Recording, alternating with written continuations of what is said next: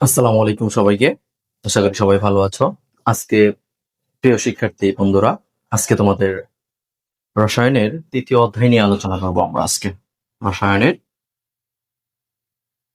৩য় অধ্যায়, পদার্থের গঠন।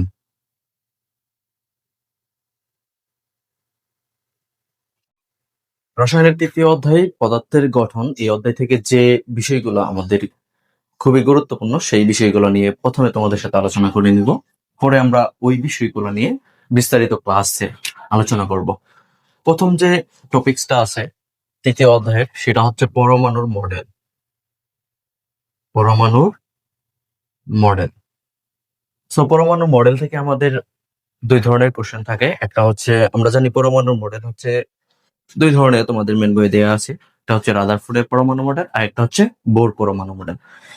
আমাদের এইখানে পরমাণু মডেল থেকে জানার যে বিষয়টা হচ্ছে, আমাদের এইখান থেকে পরমাণু মডেল থেকে যে প্রশ্নগুলো আসে সেটার মধ্যে একটা হচ্ছে পরমাণু মডেল মানে রাদারফোর্ড পরমাণু মডেল এবং বোর পরমাণু মডেলের তুলনা করতে বলবে আমাদের, বা কোনটা অধিক গ্রহণযোগ্য, অথবা রাদারফোর্ড পরমাণু মডেলের সাফল্য বা বোর পরমাণু মডেলের সাফল্য বা সীমাবদ্ধতা, এগুলা লেখো। এগুলা খুবই গুরুত্বপূর্ণ।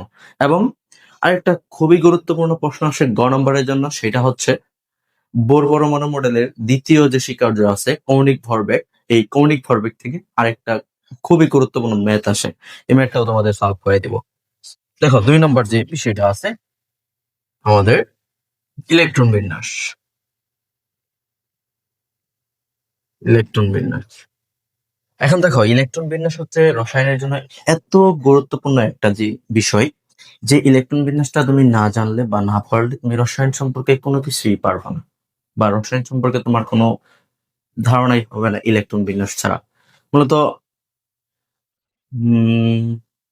ইলেকট্রন বিন্যাসটা অনেক খুবই গুরুত্বপূর্ণ। এইখান থেকে ইলেকট্রন বিন্যাস থেকে আমাদের অনেক ধরনের প্রশ্ন আসে, যে কোন অরবিটালে ইলেকট্রন আগে যাবে, কোন অরবিটালে ইলেকট্রন পরে যাবে, বা কোন অরবিটাল শক্তি বেশি, কোন অরবিটালের শক্তি কম।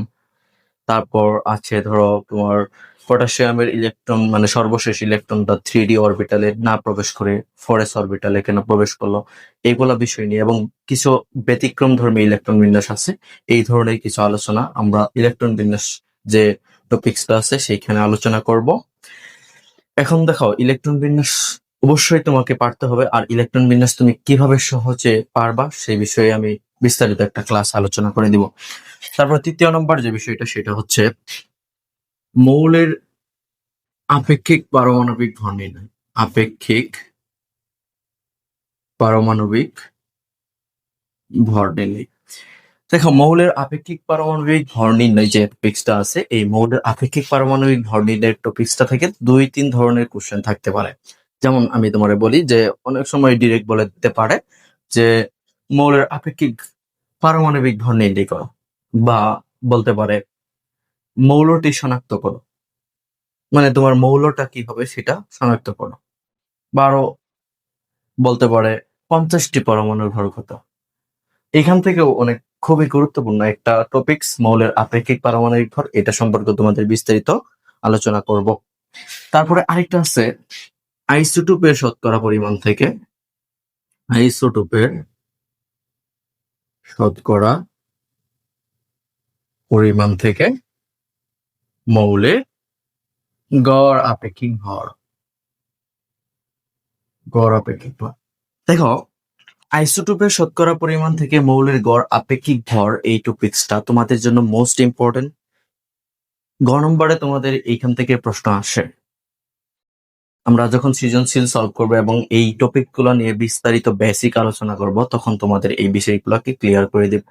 দেখো, 3য় অধ্যায় থেকে তুমি মূলত এই 4টা জিনিসের সম্পর্কে কনসেপ্ট ক্লিয়ার থাকলে তুমি সৃজনশীল আনসার করতে পারবা।